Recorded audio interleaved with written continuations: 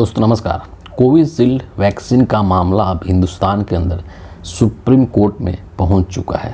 विशाल तिवारी नाम के एक एडवोकेट ने सुप्रीम कोर्ट में इस कोविशील्ड वैक्सीन को लेकर के एक PIL पब्लिक इंटरेस्ट लिटिगेशन यानी कि जनहित याचिका दायर की है और इस याचिका के अंदर उन्होंने तमाम चीज़ों का उल्लेख किया है कि किस तरीके से कोविड-19 के वैक्सीनेशन के बाद से हिंदुस्तान में सडन हार्ट अटैक के मामले काफ़ी बढ़ गए हैं। अच्छे खासे स्वस्थ लोग, चलते फिरते लोग, कोई शादी फंक्शन में अटेंड कर रहा है, कोई डांस कर रहा है, कोई खेल रहा है, और स्वस्थ लोग एक तरीके से जिनको कि किसी भी तरीके का कोई हेल्थ इशू नहीं हुआ था पूर्व में, हार्ट से संबंधित जिनको कोई प्रॉब्लम नहीं था, और वो लोग अचानक से पता चलता है कि गिर जाते हैं और उनकी मृत्यु हो जाती है और उसका कारण बताया जाता है कि इनको हार्ट अटैक हो गया है। आम आदमी से लेकर के बॉलीवुड के अंदर और टीवी इंडस्ट्रीज में काम करने वाले कई सारे ऐसे सेलिब्रिटीज़ हैं जिनकी की मृत्यु सडन हार्ट अटैक से हुई है, और ये सब जो चीज़ें हैं वो किसी से हिंदुस्तान में छिपी हुई नहीं है। अखबारों में, टेलीविज़न्स के अंदर, सोशल मीडिया प्लेटफॉर्म पर कई तरीके के इस तरह के वीडियो क्लिप्स वायरल होते हुए हम सभी लोगों ने देखा है। तो ये किसी से छुपा हुआ नहीं है कि सडन हार्ट अटैक का मामला हिंदुस्तान में बढ़ा है कोविड-19 के वैक्सीनेशन के बाद में, और उसी चीज़ का जिक्र करते हुए ये जो विशाल तिवारी हैं उन्होंने सुप्रीम कोर्ट के अंदर एक PIL दायर कर दी है। सुप्रीम कोर्ट में इन्होंने PIL दायर क्यों की है, इसके पीछे जो मुख्य वजह है वो ये है कि अभी 2 दिन पहले ही जो कोविशील्ड का फार्मूला बनाने वाली जो कंपनी है जिसने कि पूरा ये आइडिया डेवलप किया था, इसका पूरा कॉन्सेप्ट बनाया था, ब्रिटेन की कंपनी है एस्ट्राजेनेका, उसने ब्रिटेन के अंदर, UK के अंदर हाई कोर्ट में इस चीज़ को एक्सेप्ट किया था कि कोविशील्ड वैक्सीन के बाद से, यानी कोविशील्ड जिनको वैक्सीन दिया गया है उनको हेल्थ से संबंधित कई सारे इश्यूज हो सकते हैं, उनको समस्याएं हो सकती है, और 3-4 चीज़ों का वहाँ पर स्पष्ट रूप से एस्ट्राजेनेका ने खुलासा किया। जैसे कि वैक्सीनेशन के बाद से बहुत सारे लोगों को ये हो सकता है कि उनके ब्लड के अंदर प्लेटलेट्स की संख्या कम हो जाए। कुछ लोगों को ये भी हो सकता है कि शरीर में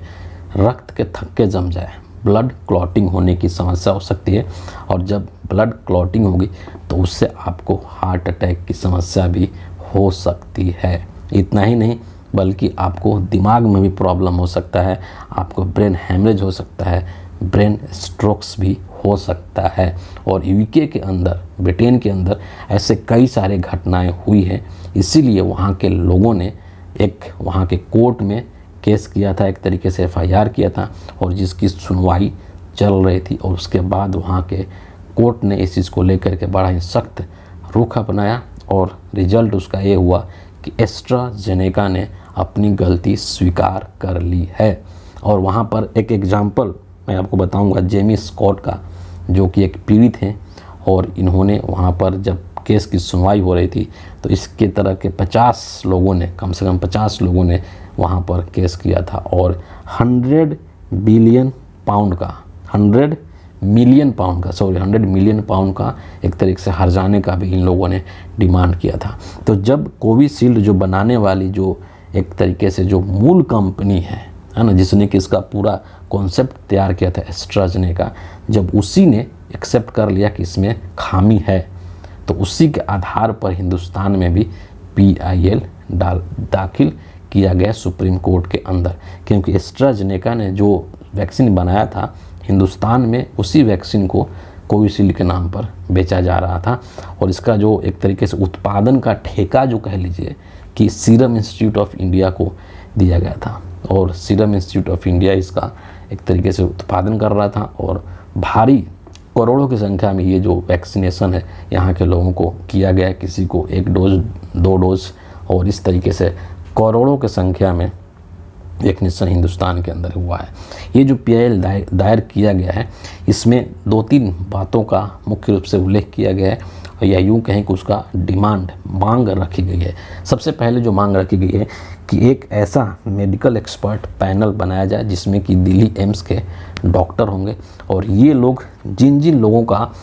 कोविड वैक्सीनेशन हुआ है और जिनके ऊपर इस वैक्सीन का प्रभाव पड़ा है उसका ये लोग आकलन करेंगे कि किस तरीके का और किस लेवल का उनको जोखिम हुआ है और कितना वो उससे प्रभावित हुए हैं, इस चीज़ की जांच करने के लिए एक मेडिकल एक्सपर्ट पैनल बनाया जाना चाहिए। इस पैनल का जो जांच होगा, पूरा ये जो जांच कमेटी होगी, इसकी अध्यक्षता सुप्रीम कोर्ट का कोई रिटायर्ड जज करेंगे। इस चीज़ का भी डिमांड रखा गया है। तीसरी चीज़ जो इसमें कहा गया है कि कोर्ट जो है वो भारत सरकार को, केंद्र सरकार को एक निर्देश जारी करे और निर्देश जारी करके एक वैक्सीन डैमेज पेमेंट सिस्टम तैयार करने को कहे, ताकि जो लोग भी इस वैक्सीनेशन से प्रभावित हुए हैं, किसी को हो सकता है किसी का मौत हो गया हो हार्ट अटैक से, हो सकता है कि कोई अक्षम हो गया, उसको शरीर में कोई परेशानी हो गई हो, तो इस तरीके के तमाम जो प्रभावित लोग हैं उनको एक तरीके से मुआवजा दिया जा सके, कुछ उनको हर्जाना के रूप में दिया जा सके। इस चीज़ का भी एक तरीके से डिमांड किया गया है।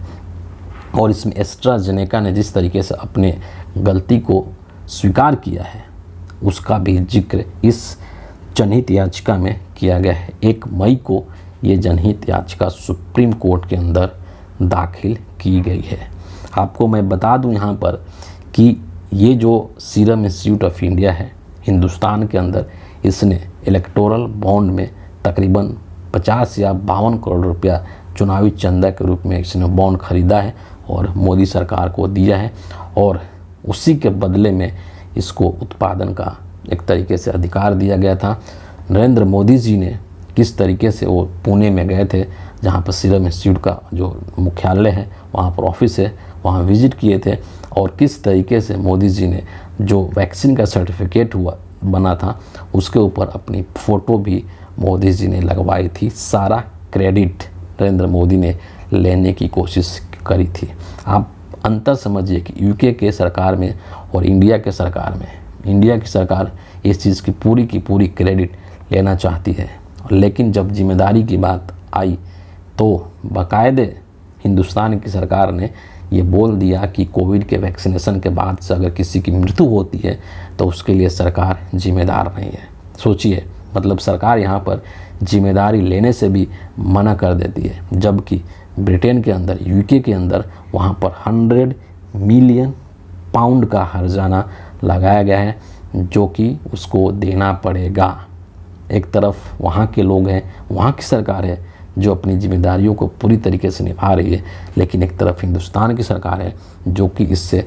बचती हुई दिखाई दे रही है, पल्ला झाड़ती हुई दिखाई दे रही है, सिर्फ क्रेडिट लेने का काम कर रहे हैं। उल्टे उस वैक्सीन के ठेका को दे करके, हिंदुस्तान में कई सारे सरकारी इस तरह की इकाइयाँ हैं जिनको कि दिया जा सकता था, लेकिन उनको न दे करके बल्कि इसको ठेका ये दिया गया सीरम इंस्टीट्यूट ऑफ इंडिया को,